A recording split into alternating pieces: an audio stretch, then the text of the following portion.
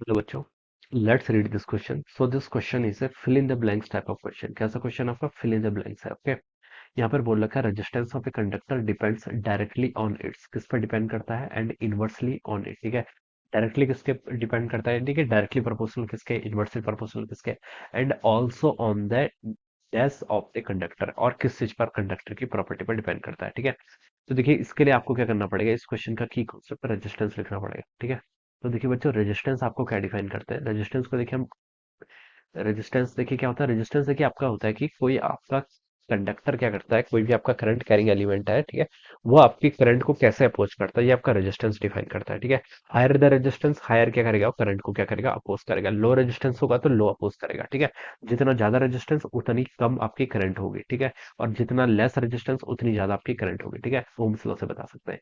हमें सिर्फ यहाँ पर रेजिस्टेंस बताना है। तो देखिए बच्चों, रेजिस्टेंस का फॉर्मूला होता है आपका resistivity into length by area. ठीक है, ये आपका रेजिस्टेंस का फॉर्मूला होता है। This is the dependency of resistance.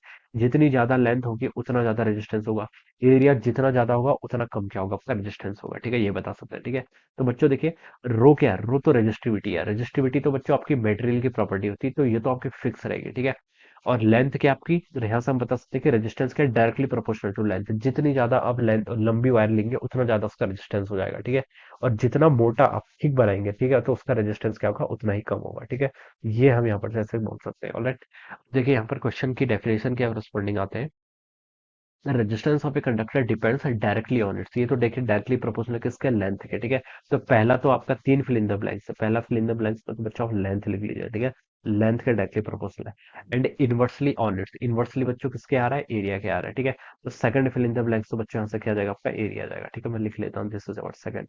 Third है बोला कि एंड ऑल्सो ऑन द, और किस पर डिपेंड करता है, रेसिस्टिविटी पर डिपेंड करता है। तो थर्ड क्वांटिटी आपके यहाँ से रेजिस्टिविटी आ जानी चाहिए। ठीक है, रेजिस्टिविटी बोल सकते हैं या फिर कहीं कहीं पर स्पेसिफिक रेजिस्टेंस भी बोला जाता है। ठीक है, so this are the three fill in the blanks. Alright, this is all, this will be the answer of this question. Right, so I hope you all understood this concept. All the best and thank you so much.